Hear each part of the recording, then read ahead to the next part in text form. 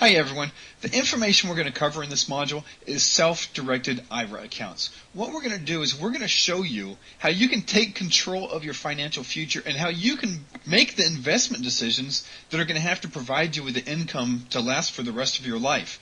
And that's why this module is really so important, is no longer do you have to give up control of your financial future to the mutual fund manager back east. Now literally you can use your IRA assets to invest in your local community. Now what we're going to do with this module is we're going to start off with some very basic concepts of financial planning and retirement planning. Then we're going to go into what is an IRA, because most people don't have a clue what an IRA actually is. Then we're going to give you some investment ideas, some investment concepts, and then we're going to give you a little bit more of the rules regarding IRAs, and then wrap it all up with some more investment ideas on ways on how you can self-control your IRA. So without further ado, let's just get into it. Now, first concept, why do you even care about self-directed IRAs? Why do you even care what you can or can't do with the IRA account? Here's the simple reason why. You need to build up money for your retirement. Charles Schwab estimates that you need about $230,000 saved for every $1,000 of monthly income you want whenever you retire. Let me say that figure again. $230,000 saved for every $1,000 of monthly income you want whenever you retire. So that means if you want a bare minimum of $4,000 a month of retirement income, you're going to need to have close to $1 million saved. Now here's the funny thing. How many Americans even have the baseline $230,000 saved? Well, the national average savings inside someone's 401k account at work is about $44,000. So no one is even close to that $230,000. Now, logic would tell you that if you don't have the money saved right now, you're going to start saving more to start building up the amount that you're going to need. Well, once again, Americans, we're a crazy bunch. We like to spend money. We like to go out and buy that flat screen TV. As a direct result of that, the national savings rate in America is actually a negative. If I remember correctly, it's down to a negative 0.06 or 0.07%. So that's why this information is so important.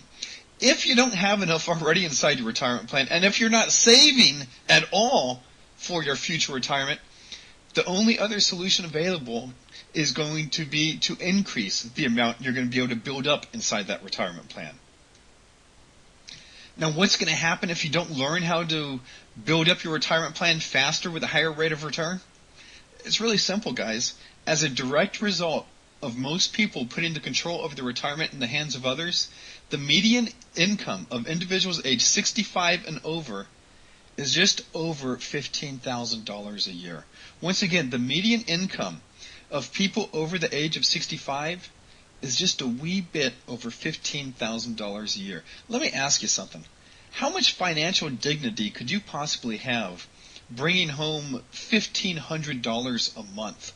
That's probably not going to cover your mortgage payment. Oh, by the way, tiny detail here about this median income. 85% of that median income is typically from Social Security.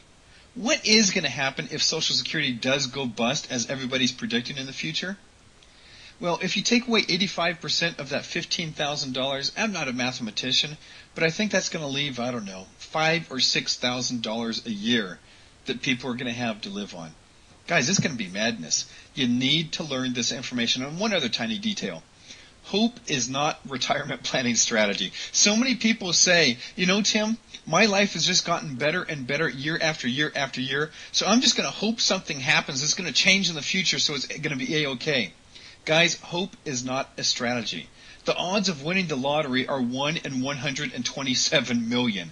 You need to start taking action on building up your retirement and making sure that retirement is going to be available to you whenever you do want to retire.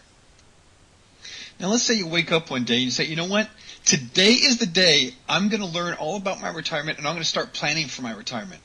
Where do most of us go to start planning for our retirement? Typically it's to the financial planner, right? And the financial planner, what is their big mantra? I mean, location, location, location may be the mantra of real estate agents. What is the mantra of financial planners for the most part? Isn't it diversification, diversification, diversification? Look at this chart right here on the screen. This chart lays out how the average IRA is invested. And if you look at the chart, look at the area that's yellow-orange. That says about 42% of IRA assets are invested in mutual funds. And then if you look at the purplish area, that says another 40% is invested directly inside a brokerage account. Now guys, if you combine those two, that's about 83% of the value of IRAs is basically invested in securities. 83% of the value of IRAs is invested in securities. Now here's the challenge. Whenever we're talking about a security, typically you're going to buy some sort of packaged product that was put together by Wall Street, and now that packaged product is going to in turn invest inside some corporation. Now, the challenge is, I don't know the exact statistics, but if memory serves me correctly, something like 90%, in fact I think it's greater than 90% of mutual funds fail to outperform the indices that they are tied to. Once again, 90% of mutual funds fail to outperform the indices that they are tied to. What that effectively means is you are paying mutual fund managers to lose money for you. That's absolute madness. And let's go a little bit further. Now the mutual fund invests that money with, let's say, Home Depot. What just happened with Home Depot recently? Home Depot fired its CEO because the guy was underperforming. How much did they pay him to leave? I don't remember the exact figure, but I think it was something in the range of tens of millions of dollars. If you look at the pay of big Wall Street executives, gosh, they're bringing home $10 million, $20 million, in some cases $50 million a year.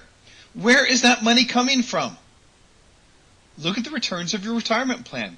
That money is coming from you. They are packaging these products, and they are now selling that to your retirement plan. Much more efficient way, guys. Take control of your own financial future, bypass the middleman, put those $50 million paychecks, and I'm being facetious here, guys, put those $50 million paychecks inside your retirement plan as opposed to giving it to the big Wall Street fat cats.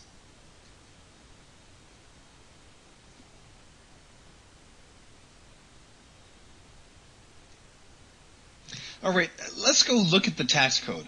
What does the tax code actually say an IRA is? And this is just a mind blower to me. Because once again, most people think that whenever you've got to open up an IRA account, you've got to run down to the brokerage house, the bank, whatever, and open up an account there.